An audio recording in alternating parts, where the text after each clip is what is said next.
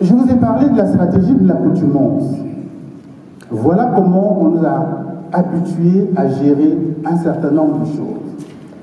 Et la stratégie de l'accoutumance se décline en 9 points. Le premier, c'est si vous voulez être maître des lieux, si vous voulez les organiser, il faut que vous gardez l'initiative dans la création. Toujours garder l'initiative dans la création.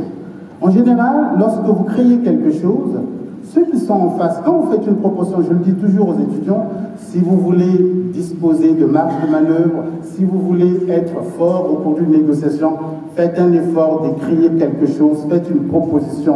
Ceux qui sont en face, ils n'ont pas eu le temps de le préparer, donc ils vont corriger soit les virgules ou bien des fautes de sémantique, mais ils ne pourront pas faire de contre-propositions substantielles qui peut-être apprendre des jours, etc. Donc vous disposez de ce qu'on appelle d'un avantage intellectuel. Et nous avons constaté que les autres gardent toujours l'initiative dans la création parce qu'ils nous proposent systématiquement de nouvelles idées que nous intégrons parce que nous n'avons pas eu de temps pour réfléchir, parce que nous ne disposons pas en interne de réflexion endogène. La deuxième, c'est familiariser les élites des économies africaines avec le développement économique made in alliés traditionnels. Donc, on vous habitue à gérer, on nous habitue déjà par la logique de pensée et de raisonnement à fonctionner selon certaines écoles. J'ai travaillé en Côte d'Ivoire au BNET, qui est le bureau d'études pour les grands travaux au BNET, c'est-à-dire celui qui a disséminé les grands travaux à travers l'Afrique francophone.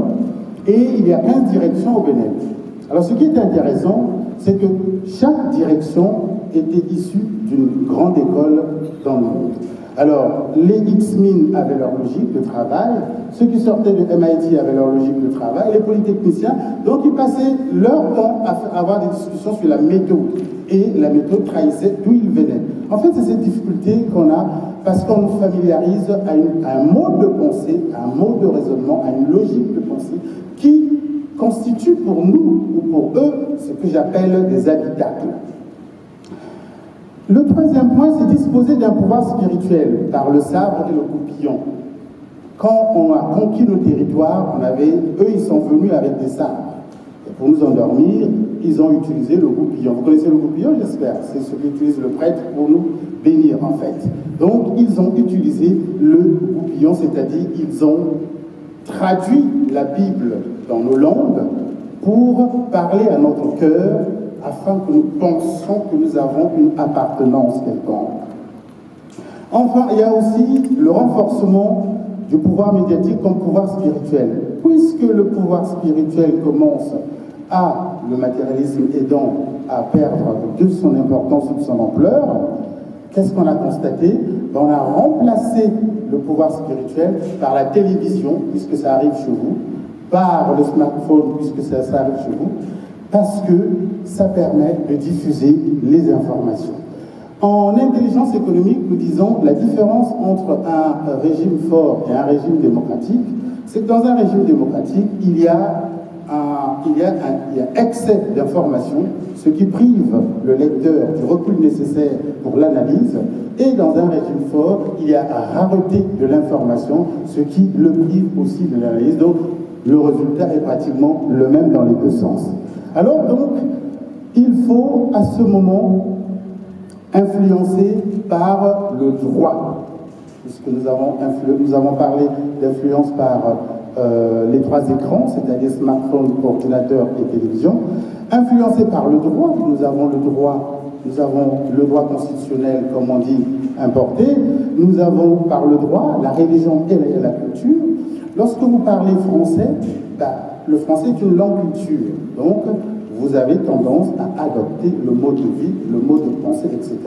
parce que c'est aussi utilisé comme un outil d'influence. Et la culture également. Formater les outils de contrôle et de fonctionnement de l'économie de la zone franc. Garder le débat moral sur les échanges. Aujourd'hui, on parle de la mondialisation. Il y a quelques années, on parlait des droits de l'homme. Il y a toujours un paradigme nouveau qui est mis en avant.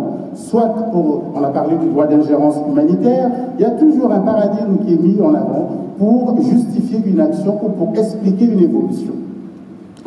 Mais nous savons bien que tout ce qu'on met en avant permet justement, non pas de nous servir, mais de nous maintenir dans un habitacle, parce que nous sommes obligés de réagir à ce qu'on nous propose, alors que nous savons très bien qu'il y a une différence entre l'action et la réaction.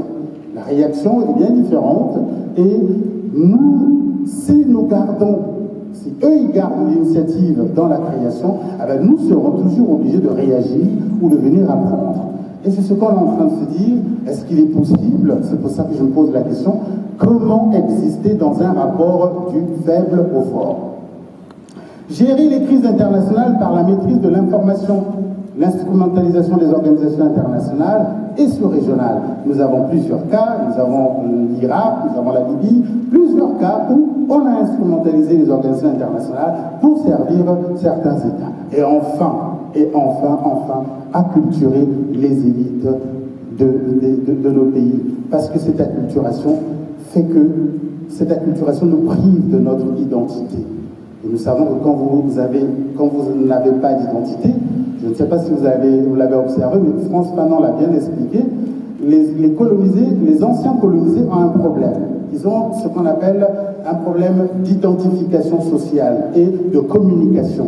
Parce qu'ils sont toujours dans l'entre-deux cultures, entre la nouvelle qui a été proposée et l'ancienne. Et ça pose problème pour la définition, et même dans les choix à prendre, puisqu'on est toujours obligé de faire attention aux différents équilibres. Voici donc les 9 points dont je viens de vous parler, qui ont été conçus intelligemment sans que nous vous rendions compte, pour nous, puisque ça nous sert, nous nous en servons, mais en général c'est sans nous. Au final, on se retrouve toujours quelque peu, peut-être pas abusé, mais en difficulté dans pas mal de situations.